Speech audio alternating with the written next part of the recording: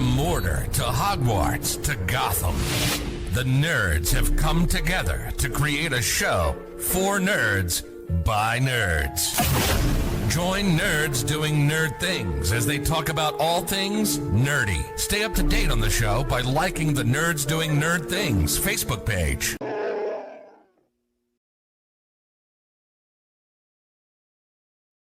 Hey there, the name's Nukem, Duke Nukem, and you're watching the Nerds Doing Nerd Things podcast. For some unknown reason, enjoy. What's going on, anime nerds? Welcome to this week's episode of the Anime Nerd Corner. I'm AJ, that's Will. We're talking about Season 4 of My Hero Academia and Heroes Rising. Oh my god, AJ, I'm so proud of you. You got the name of the movie right. I had to watch it.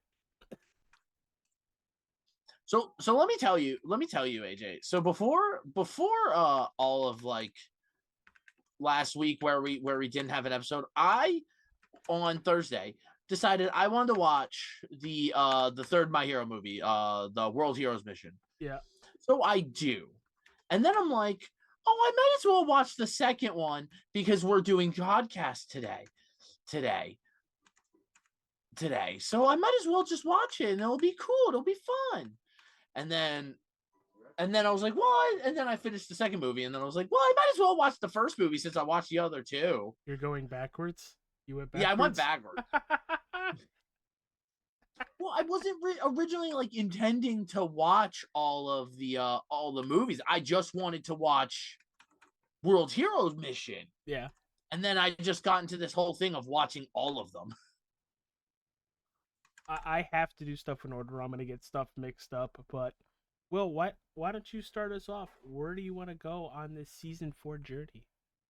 Well, obviously, the Season 4 journey begins with our first arc of the two arcs of the season. Are you playing on the keyboard? Yes. I can hear it. Oh, I'm sorry. Loudly. I'm sorry. I have a mechanical keyboard. What do you want from me? That mechanical keyboard is doing some work. So the first arc in this is Overhaul. Deku going to Professor Night-Eye, right? Yes. Yeah. We get kind of the more in-depth introduction into the big three. I mean, I love Mamoru. Like, at first, we only met Mirio, really, but then we got more of an introduction to Amajiki and Nejire. I love Miro so much. Dude, Miro, he looks so dumb, but he's like the coolest fucking character. And then with what happens with him throughout the season, where he's no longer having a quirk, and you know, it's not about, he's literally a hero to a little girl. That's it. Mm-hmm. And that's good enough for him for right now. Because, spoiler alert, I don't know what goes on later on, if he gets his powers back at all because of Eri. I don't know. Don't spoil it. Or Eri just straight up murks him because, you know, she gets too powerful, she kills people. But I loved his character so much, whether it's Lemillion or just him being Miro. Yeah, Mirio is like the MVP in this arc. Like, let me be like, we get one of my favorite things of the entire show in this arc, but like Mirio is like is like the MVP character of the arc of this season. I loved how Overhaul was this big ass bad until he wasn't anymore, and then he's not. He's basically useless now. Yeah. So I mean, the arc really starts out with Deku doing the internship with Night-Eye and Night-Eye being like, "Oh yeah, you should not have had the power. Mirio should have had it. It should have been given it, and blah blah blah blah blah.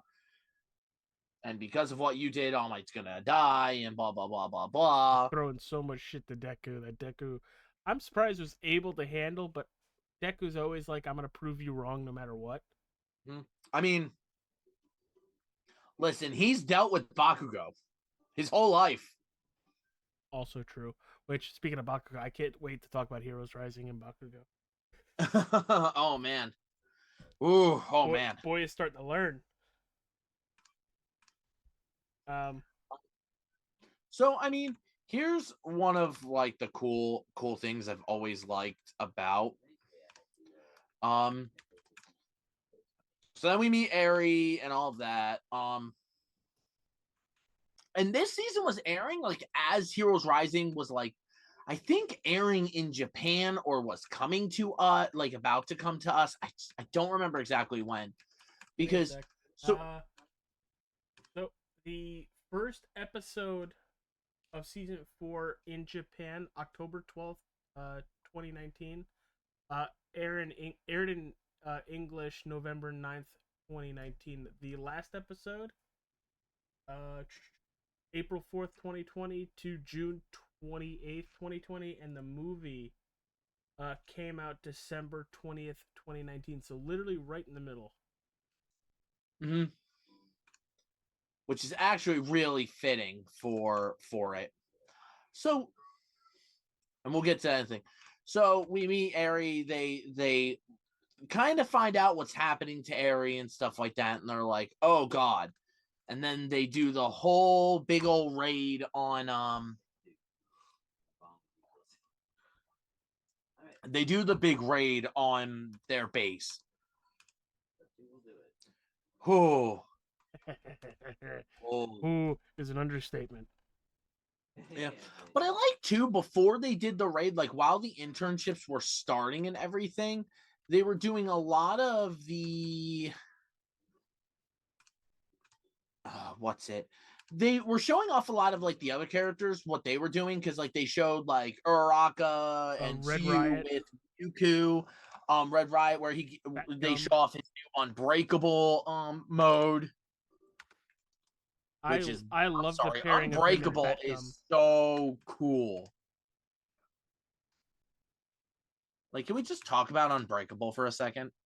You know how much training he probably had to do for that? Like, you talk about going plus ultra with Deku. That boy had to put in the work. Yeah. It learns that, like, a lot of Deku thinking he's behind them is kind of a lot of it is in his head. He's not as far behind as like he makes himself out to be. Yeah, I see that 100%, because then he keeps surprising himself. And he goes up an extra power or 2 or It's over 9,000. The problem is he doesn't really understand how fast he's actually catching up to them. Because like, yeah, at the beginning, yeah, he was back up. He was extremely behind. Like, yeah, at that. But then he gets full cowling, and he's literally right up with them the moment he unlocks that. Yeah. So you mentioned how they raided the hideout. This is a big point because Miro loses his power, Night Eye dies, but then we also find out that they perfected the bullet that kills people's quirks. Yeah, which is how they got Mirio. So, oh shit. Oh shit is the correct answer. While I'm not a huge fan of Sir Night Eye, I'm not. I thought he was a complete jackass to Deku. Oh no, he's an absolute until the raid on the base. He's pretty much a kind of a piece of shit. Yeah, like he starts earning my respect a little bit in like before when they're coming up with the plan to raid the base, because it's okay, so we need to raid the base, like we're gonna raid the base, and he comes up with all this injury and plan just based off of like Deku and them like saying with the girl, like he does actually take Deku's advice there, and like it's part of the reason why they raid the Yakuza base. The Shie Hasai, I believe, is there. The Saikai. Saikai, thank you. So that was like really cool and everything. But it got one of my best like things. What's that? So in the end of the fight, he keeps going, he goes 100% and like starts unleashing 100% attacks. And he ends up like going in and shows he's not damaged. And it's he saves Eri. But the whole thing of the song that is playing during the time where he's like rescuing and dodging all that, it's the same song from Heroes Rising. Yeah. And I like, here's my thing. That song hits harder here than where it does in the movie. You know, I never put two and two together, but I can agree with that 100% because you don't know what's gonna happen to Deku, because she can't just shut off her quirk, and we didn't know Eraserhead was there or conscious to do what he did. Well, at the point where the song is playing, he's not even in the I haven't even gotten to there yet. He's basically just like, he's using like the 20%, because this is where he unlocks where he can to a limited time use 20% without straining his body. So that's what he's doing. And then he accidentally, to dodge an attack, goes to 100%. And that's when he realizes he's not injured. And Eri basically reversed him before the damage really was there. And that's when we get infinite 100%. But that goes back to what I said. She can't shut it off. It was going to kill Deku. Mm-hmm. Yeah, at the end of the fight. But like, I mean, I'm sorry. That is immediately like we see Deku at 100%, and we see what he's capable of, because the moment he went 100%, that fight was over. It was literal no shot. He took no hits. Nope. And he basically like two-shot Overhaul.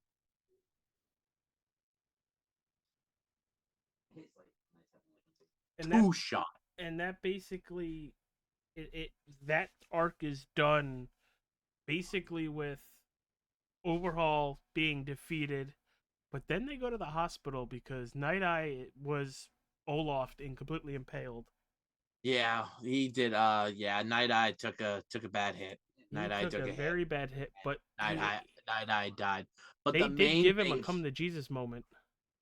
The main thing here that happened was that Night Eye had saw Deku's death against Overhaul.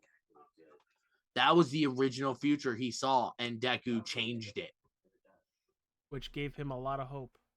Which happens a lot with a lot of like anti-heroes or villains and stuff like that like can see the future, and they all of a sudden think that that's like the only way it can go, and they think that like the future can't change, so that's why they become a villain or do the things they do, and then like the protagonist just kind of shatters it into pieces. I mean, the best villains are the ones that think they're doing the right thing. Mm-hmm. It's plain and simple. Well, that's also the difference here.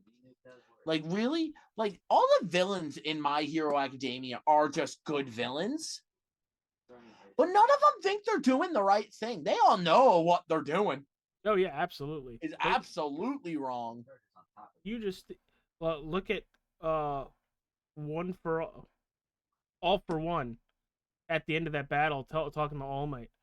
You do what you do because you want to save people. I just want to hurt people and leave destruction. He just wants, well, it's more than that. He wants power and control. He wants to rule everything. And if he needs to cause death and destruction to do it, oh, he'll do it in a heartbeat. No shit. And he does. Mm-hmm. He definitely does. So first arc is done. Overhaul's defeated. He does have his arms completely decayed off. Yep. Shigaraki comes in. And here's the thing, too. The League of Villains was there the whole time. But yeah. They like allied with them because they wanted the and Toga. Mm-hmm. But well, technically all like Twice and Toga were like actually there in the base, but they had like and they allied up and Overhaul killed Magna and she was Magna, rest her soul. I loved her. Do you want to go to arc 2 now? Oh, You got to do it. You have to do it gently.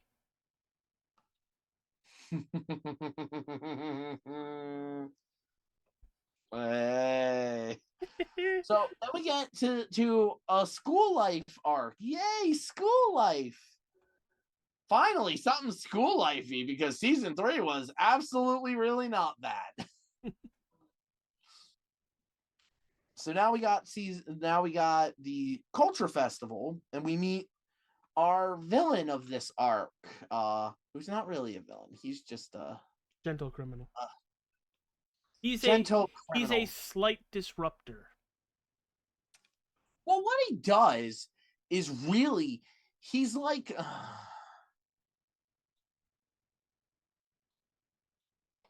he's like a white collar hacker. It's not the actual term. I thought it's like she a was gray the hacker or something like that. What they do is they hack systems to then report it. Like they just show that they can get in. Like they like figure out how to get in, and then they record it, and then they report it to the company that, hey, here's your vulnerability. Here's how we did it. But they're basically they're hackers for hire that are basically hired to hack a company's system to see if it can be done so that they can make sure their security is tight knit.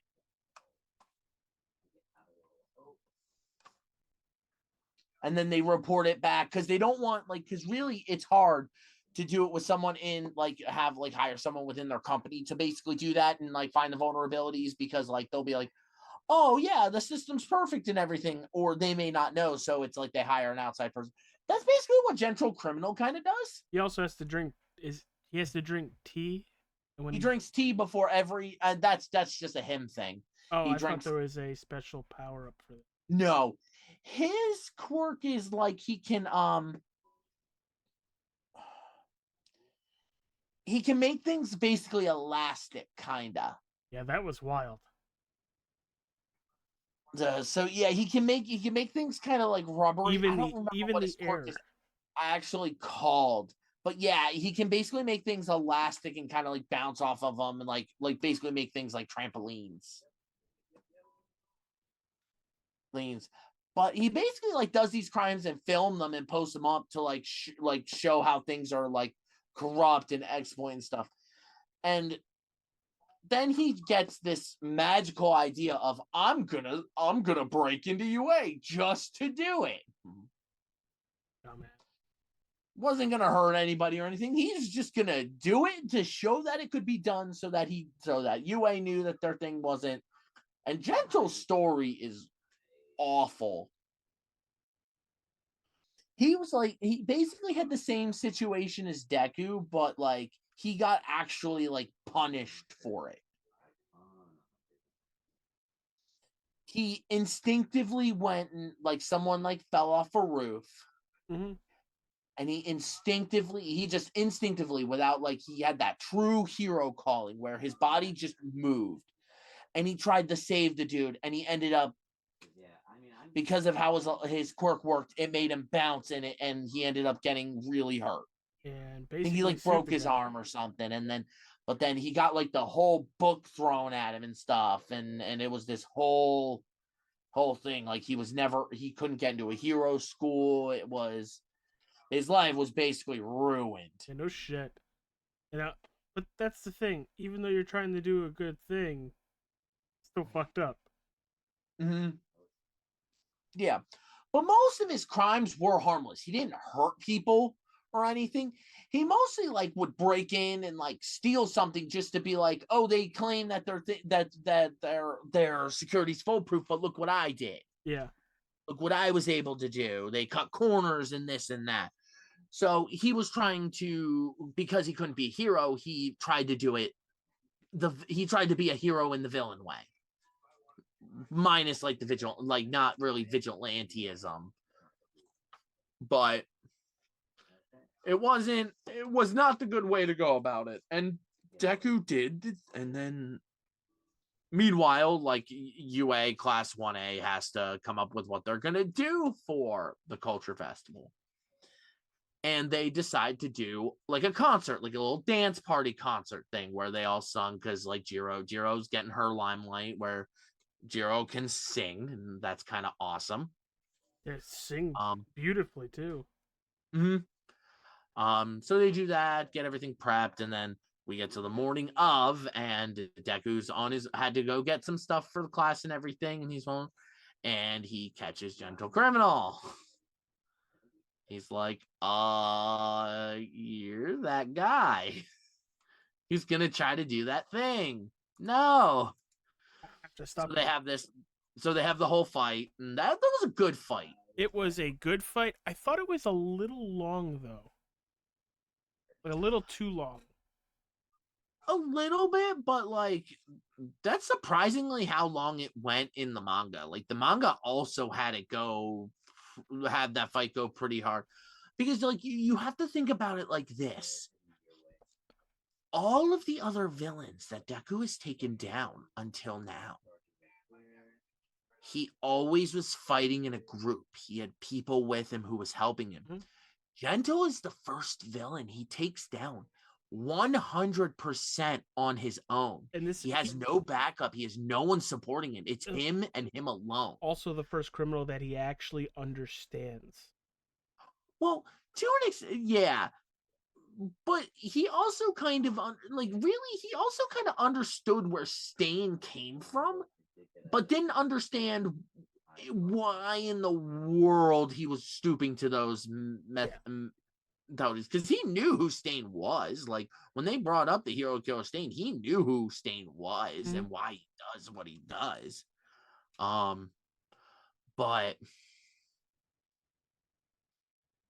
But this is the first criminal Deku takes down. He also gets the cool gauntlets, like the little gauntlets that help with his Air Force blasts, like help him aim them a little better. He only used them twice, which I thought that he would incorporate them a little more.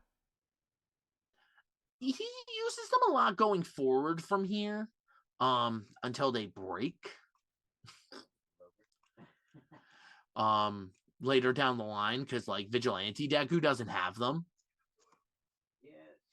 But I think that's because Vigilante Deku technically doesn't need them anymore. Mm-hmm.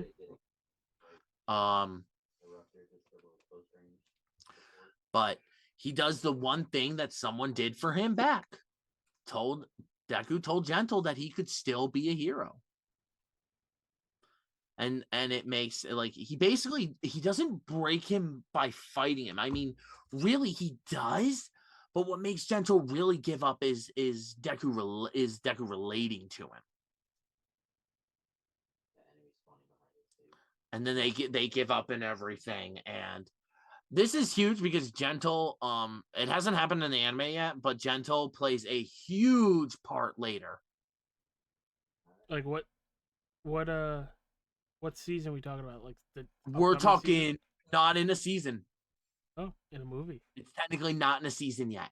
Oh. It might show up in the upcoming season. It depends on how much they're going to cover in this upcoming season, because I'm really nervous about this upcoming season, like why they're doing season 7 now. I would have rather them waited to finish the manga before season 7 even aired and had season 7 be the final arc, the final season. Just saying. So they're splitting the seasons? Is that what you're saying? Oh, so I don't know. The next the 4 weeks they're doing of it right now is a recap. They're doing these like 4 recap episodes to like retell the whole show over 4 weeks, and then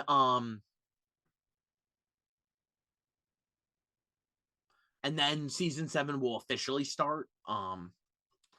But then we actually get the dance party.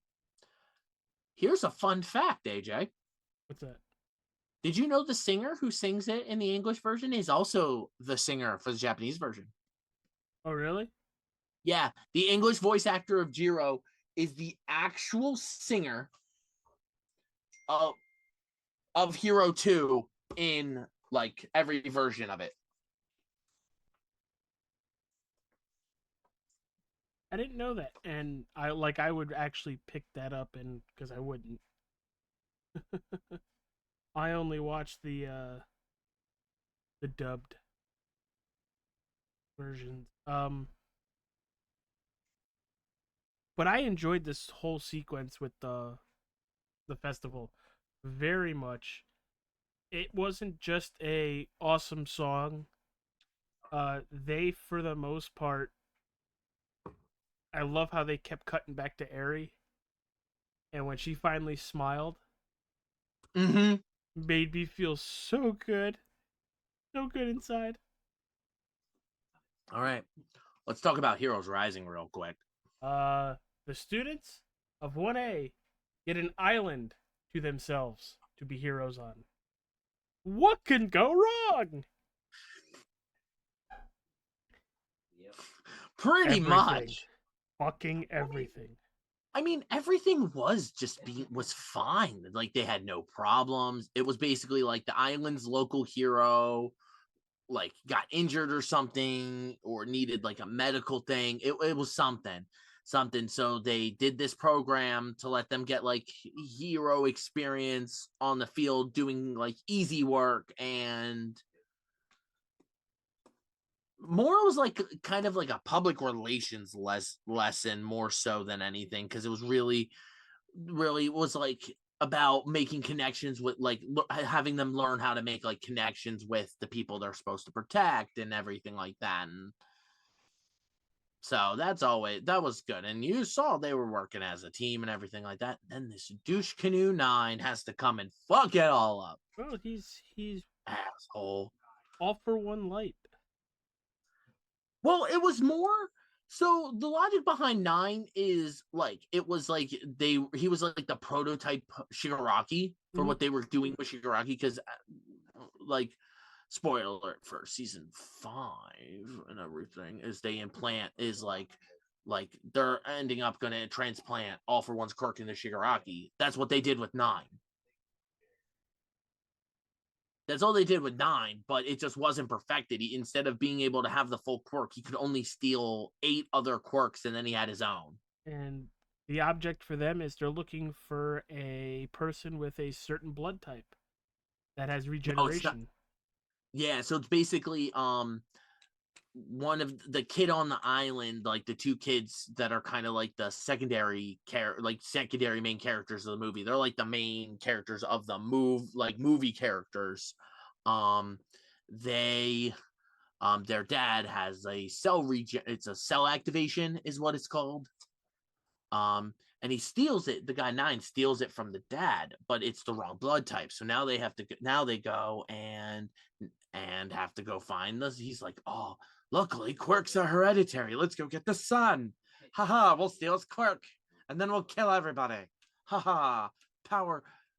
He's literally that villain of like, he's like the villain that just wants to destroy everything and have a world ruled by power. Yeah. And for most of that movie, those fights, Deku and Bakugo are getting their cheeks clapped. You fucking ain't kidding. The whole 1A is getting their cheeks clapped. Yeah. But then they don't get their cheeks clapped. Because Deku temporarily, without knowing it was temporarily, gives Bakugo. Yes. So during the final fight, Deku and Bakugo are fighting 9 and 9. So here is the funny story. Heroes Rising was one of the 3 endings, was one of the concepts, like as a rough concept, was one of the conceptual endings for My Hero Academia. No shit. Yeah, he said in an interview, this was the idea he had. He had this as an idea for the final fight of My Hero Academia. And then he fleshed out more of the end of the story and everything and decided that this wouldn't really fit, so he made a movie for it. Really? Yeah. So he thought that a good ending for the series would be Deku giving up his power. in one form or another, whether it occurred the same way where it was like they went unconscious before the transfer completed and it didn't fully transfer. Mm-hmm. But it was actually one of the conceptual for the final fight. Have Deku give Bakugo one for all and have them both using one for all because they were rivals who both look up to All Might as much as they do, both having All Might's power, taking down Shigaraki / All for One. That was kind of like the whole thing was like the real like kind of everything coming together. That's Whether he also had it in his version of where this was an ending, where it was an ending fight, doing the same thing where the transfer didn't completely happen, and Deku still got to keep one for all or not. That I don't know because he didn't go that far in the interview. He just said this was conceptually one of the ideas he was playing around with for the final fight of My Hero Academia itself. yeah. I don't. And then decided to make it a movie concept. I'm trying to contemplate on how I would feel if that was the ending of the series, and I don't know if I would like that being like they'd really have to do a good job on conveying on why he needs to do it and that he's not going to have powers anymore and all that stuff. I've been trying to contemplate that the whole time you were explaining it. I'm like, I don't know if I would like that.